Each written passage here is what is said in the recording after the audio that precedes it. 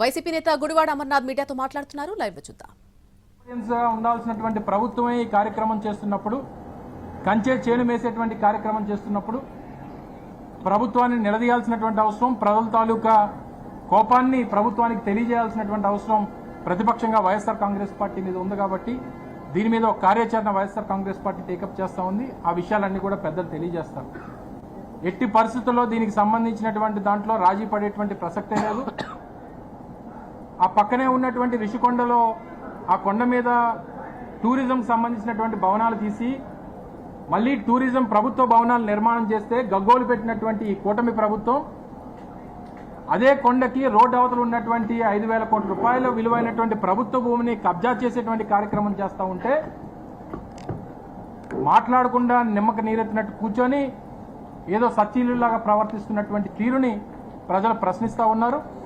తప్పకుండా దీని మీద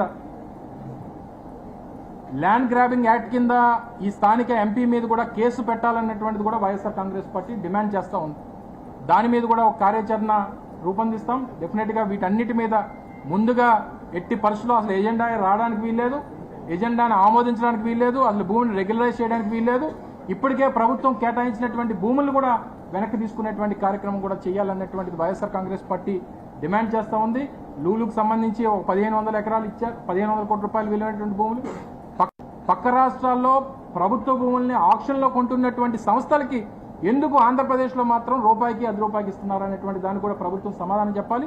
చివరికి ఎంతవరకు వచ్చిందంటే వారి అనుయాయులతో పాటు చివరికి కుటుంబ సభ్యుల్లో ఉన్నటువంటి వ్యక్తులు కూడా భూములు ఇచ్చేటువంటి కార్యక్రమానికి ఈ ప్రభుత్వం ముందుకొచ్చింది. కాబట్టి వైఎస్ఆర్ కాంగ్రెస్ పార్టీ ప్రధాన ప్రతిపక్షంగా జగన్మోహన్ రెడ్డి గారి నాయకత్వంలో ఇది ఒక పెద్ద ఎత్తున ఒక కార్యాచరణ తీసుకుని ఉద్యమ రూపంలో దీని మీద పోరాటం చేస్తాం, ప్రజల పక్షాన్ని నిలబడతాం, ప్రభుత్వానికి భూమిని ఉండేటువంటి విధంగా పోరాటం చేస్తాం అనేటువంటి విషయాన్ని మరొకసారి ఈ సందర్భంగా తెలియజేస్తా ఉన్నాం.